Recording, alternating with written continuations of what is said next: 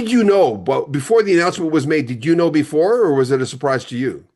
Well, I have to be honest with you. I had known for about 2.5, 3 months before the announcement came out because I'm very close to Getty and Alex, and obviously a lot of confidentiality around that. And I know this will sound super wholesome, but I was just tickled pink for them that they were going to do this, right? And when they told me about Annika, I was lucky enough to see Annika perform with Jeff Beck before he passed away. It was actually the tour that he did with Johnny Depp when Johnny Depp came up and played a couple songs, right? So I knew of her. I wasn't like super familiar with her, but I loved the fact that in keeping with the tradition of Rush doing exactly what they want to do and nobody else is going to tell them what to do, they went left of center. And I think a lot of people anticipated that there was a laundry list of other drummers that were probably going to get the gig, and Getty and Alex went, oh, he kind of like, the chapter when that is well documented when the record company after Caress of Steel said to Rush, unless you guys give us some hit singles on the next album, you're done. And they went, oh, you want some hit singles? Here's 2112, right?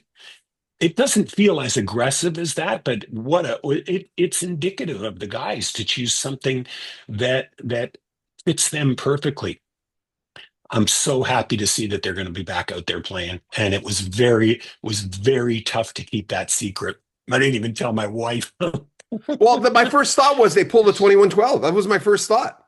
Yeah. When I was Yeah. talking to Terry, we talked about, that era of Rush and him producing them, and when he talks about them, he's always got a wink in his eye. He's got that kind of, Well, Terry Brown's a perfect guy to talk about because he was there on that rocket ride. And John, could you imagine being a fly on the wall at those sessions where they're like, they were so like not anti-establishment in a Green Day type of a punk rock way, but they just have always done everything by the rules of Rush. They've never listened to the white noise, and they've succeeded doing it, right?